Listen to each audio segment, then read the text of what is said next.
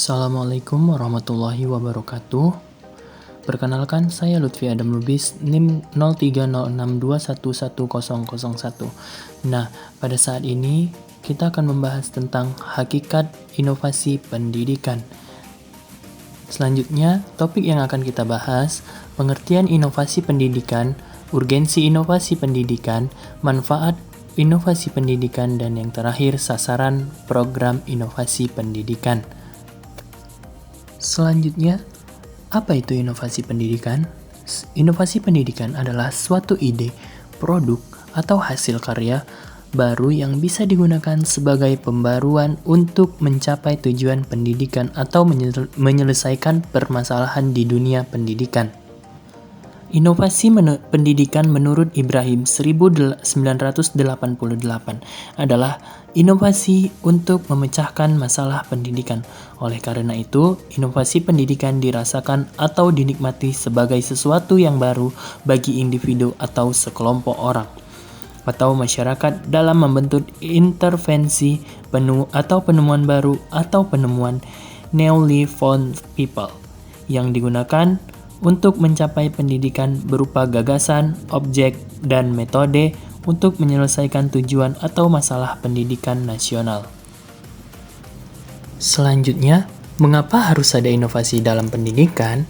Karena inovasi pendidikan mempunyai upaya memecahkan masalah-masalah praktik pendidikan supaya dapat berjalan sesuai dengan visi, misi, dan tujuan pendidikan. Yang kedua itu, inovasi pendidikan memberikan kepuasan kepada stakeholder pendidikan sehingga mendatangkan keuntungan dan kemajuan kepada pendidikan. Urgensi pendidikan yang ketiga itu yaitu pentingnya menyediakan pendidikan yang bermutu dan penyelenggaraan yang akuntabel.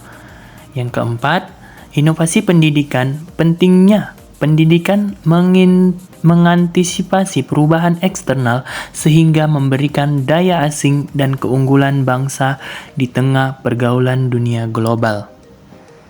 Selanjutnya, manfaat inovasi pendidikan. Dalam memecahkan persoalan pendidikan yang dihadapi, telah banyak dilontarkan model-model inovasi dalam berbagai bidang antara lain usaha, pemerataan pendidikan, peningkatan mutu, peningkatan efisiensi dan efektivitas pendidikan, dan relevansi pendidikan. Kesemuanya dimaksudkan agar difusi inovasi yang dilakukan bisa diadopsi dan dimanfaatkan untuk perbaikan dan pemecahan persoalan pendidikan di tanah air. Yang kedua, inovasi ini sengaja diciptakan oleh atasan sebagai usaha untuk meningkatkan mutu pendidikan atau pemerataan kesempatan untuk memperoleh pendidikan berkualitas unggul ataupun sebagai usaha untuk meningkatkan efisiensi dan sebagainya. Yang ketiga, meningkatkan kualitas sumber daya manusia atau input. Dan yang terakhir, meningkatkan kelulusan atau output. Selanjutnya, sasaran inovasi pendidikan. Sasaran inovasi pendidikan itu ada 5. Yang pertama yaitu guru. Sasaran utamanya adalah guru sebagai seorang pendidik. Guru berada di garda terdepan dalam memastikan kelangsungan belajar siswa di kelas. Keahlian pendidikan guru pasti akan mengubah pengetahuan moral siswa. Yang kedua, peserta didik.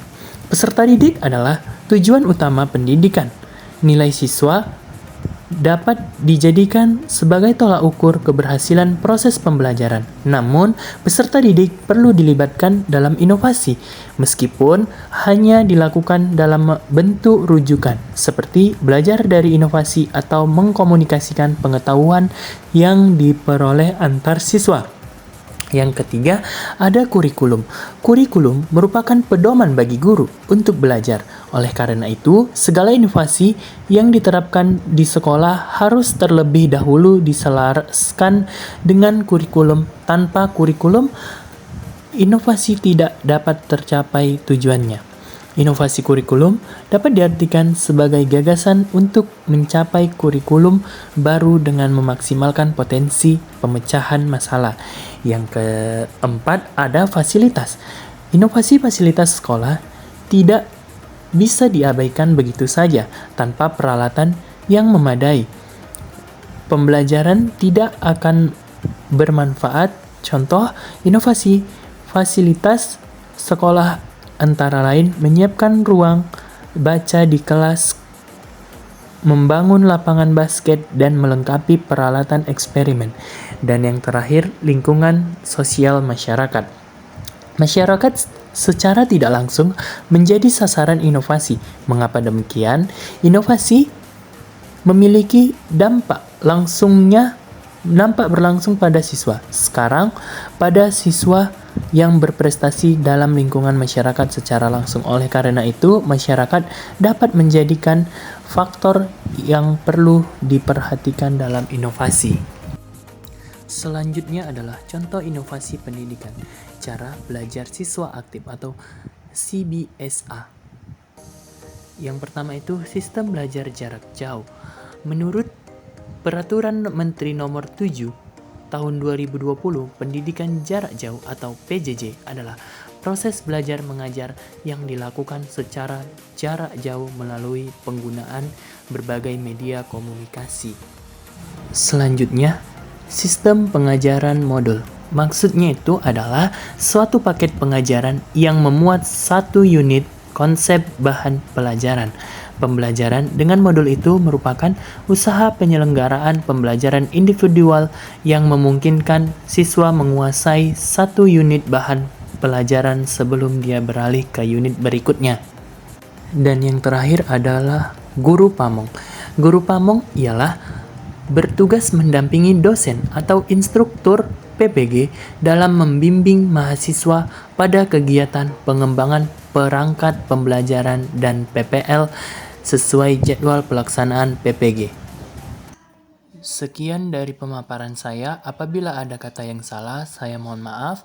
Dan saya akhiri. Wabillahi taufiq wal hidayah. Assalamualaikum warahmatullahi wabarakatuh.